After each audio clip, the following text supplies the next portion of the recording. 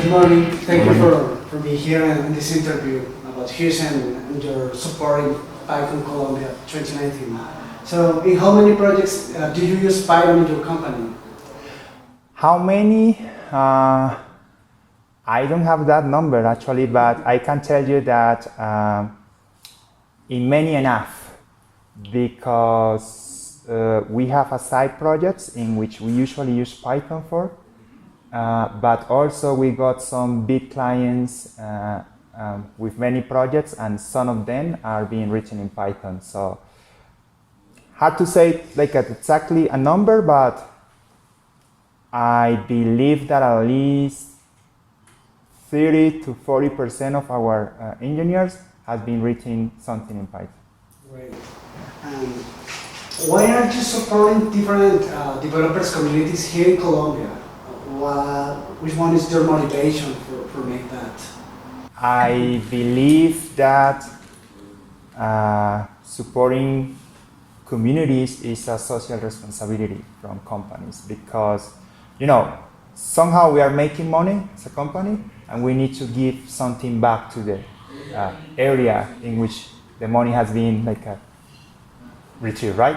You should understand how important is for the industry to have communities around, building products, making conference, also helping people to get into the industry, because it is well known that we don't have enough engineers for the amount of work that the country is requiring, right? So it's kind of a win-to-win in the way I see it. We give back something, but also in the long term we're gonna get back that again, because people that is in the community might be our future engineers. Okay, how was your experience on PyCon 2019, PyCon Colombia? It was amazing. I had no idea there would be so many people. A lot of interesting talks. The keynote was, I did not understand all of them because my Spanish is still growing, but interesting workshops. The keynote was particularly interesting, even regarding what you asked, because it was about how we should encourage our companies to invest in open source software, which is maybe a little bit similar to giving back to the community, but just not specifically local, but also international. But it's also a give and take, because you're giving something, but you are also usually getting more out of that. We are currently trying to encourage our friend from Poland to come for PyCon 2020. Yeah. So, Piotr, come to Colombia, hopefully as a speaker. We are kind of ambassadors, right? Yes. Hey man, you should come to PyCon Colombia. You should come to PyCon Colombia. We actually took the PyCon Poland last September, and we were just like that. You should come here. We got a great community. Medellin is a great city. Bogota is a great city. So yeah. I think that I enjoyed a lot also PyCon 2019, and very smart people in there giving talks. Workshops were fantastic. Yeah, every time I attend these kind of events or a PyCon, I just got this feeling man, I need to study, need to catch up with the community. We are very, very behind of them.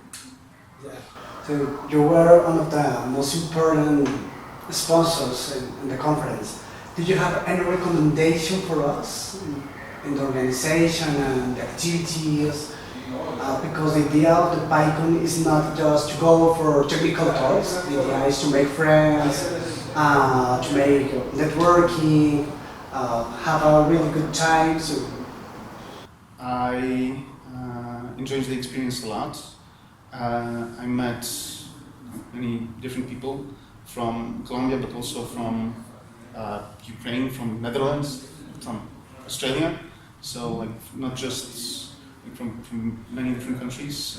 The activities that I got to participate as a participant were amazing. Some of the stuff that was happening outside the conference was also amazing. I had my first experience playing Tejo, I think that's the name of the game. Yeah. So I would say just continue iterating on what you're doing because it's working. Yeah, I believe that it's great that the event is being held in a university environment. That made me feel like I'm back in the time, like, okay, I'm here for learning stuff. And just for the very beginning, you are in that mood. Like, okay, I'm gonna learn a lot today. And also, food has been fantastic. I remember last lunch was lechona. So I think you are doing a great job. And in terms of also the amount of talks or workshops, it's like there is always an option for going to a talk or to a workshop. Like even if you don't like a topic, there will be a probability because you're gonna find something you're gonna like at the same time of the talks. You said about the options of the go to the university and attend to the event, and in that way, how do you think we can improve the connection between universities and companies in order to make more important projects involving research, for example? Well, for instance, internship for students so that you can actually practice the stuff that you're learning before you exit the university. Because one of my professors said that when some students were complaining that they are not learning something in the specific area that they are interested in, like, oh, I like to learn just about machine learning or just about 3D graphics, but I'm learning about this and this and this and this. And he explained that their job is to give the base level to everyone, and then just you go to your workplace and then you will train in that specific area that you want to go.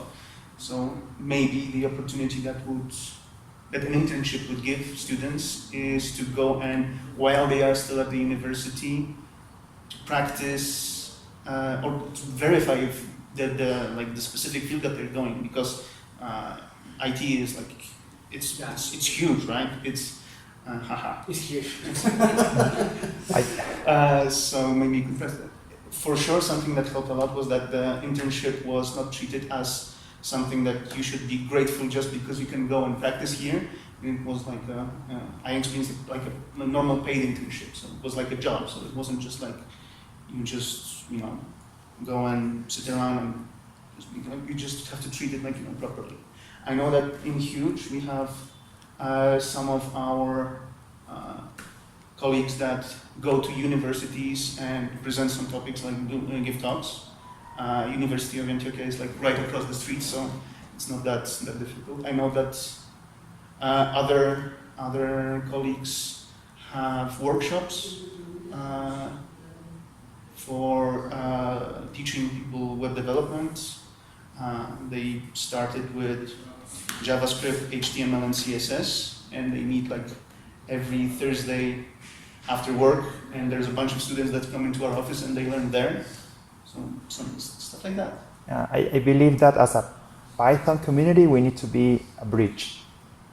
Allow connections to happen. For instance, you go to the companies, you have contacts there, a huge, okay guys, there is this project at university X, Y, and they don't have enough students for this talent. Do you have some engineers available for this? Okay, let's make this to happen. I guess that, our job is to be a bridge. That's the way we can improve this.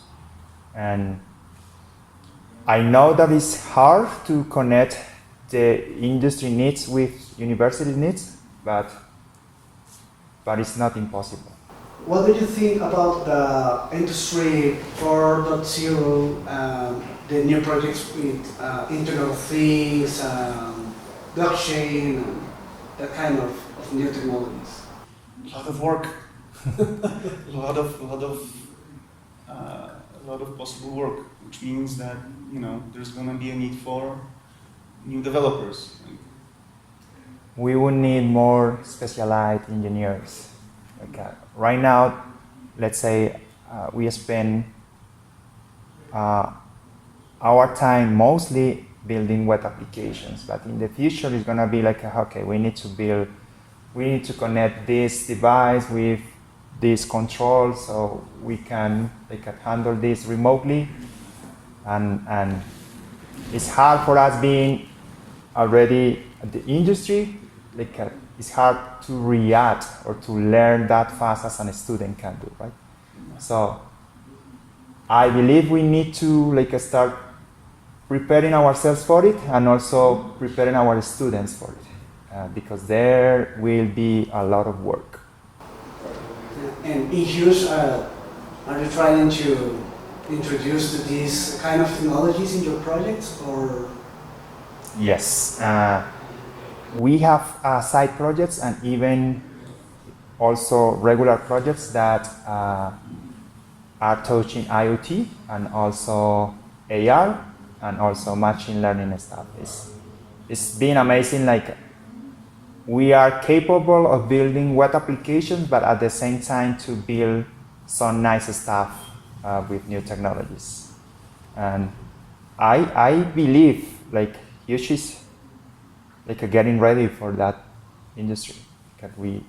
We are not waiting that much to being prepared for what the future will bring us. It's gonna be amazing. This guy has been working on a 3D printer. It's just a hobby.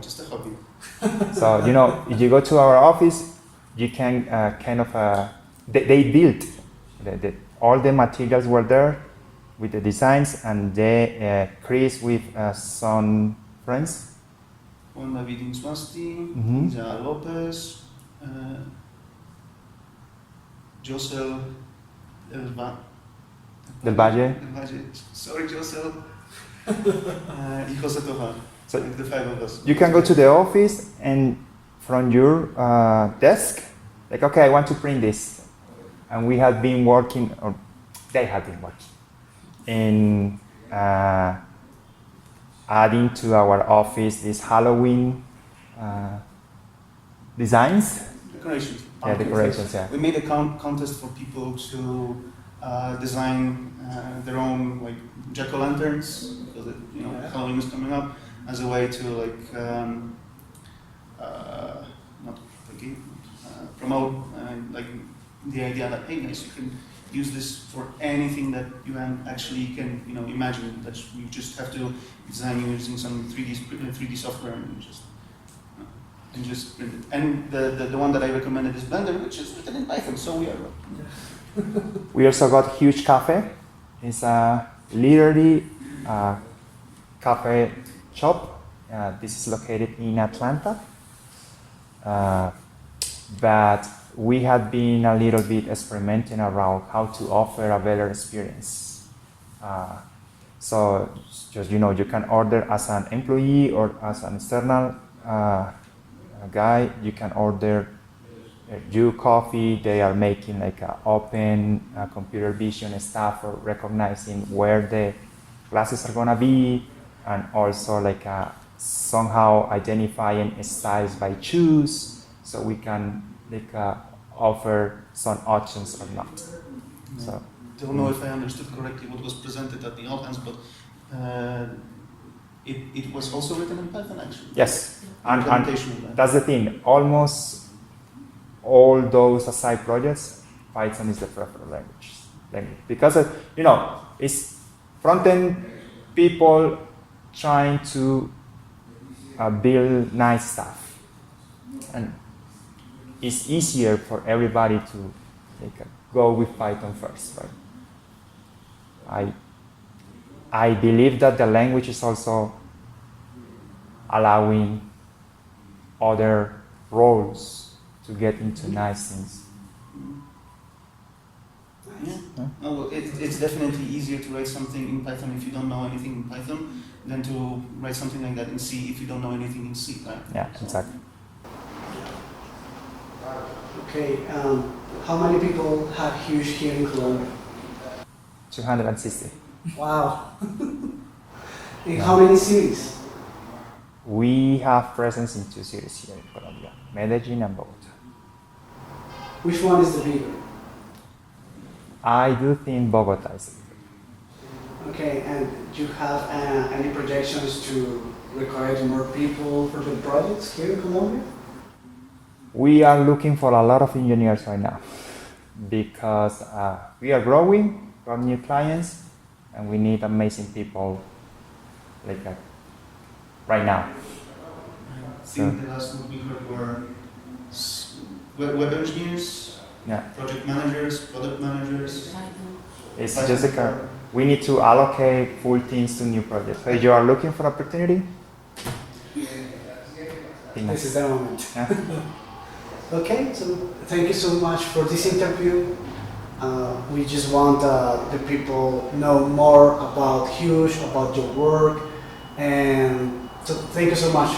No, thank you for having us. I believe that Huge is in love with the Python community. That's the way I feel it. That's the way they have also demonstrated that. You know, every time I got idea about the community, I haven't heard a no. It's always a yes. So thank you also for your great work.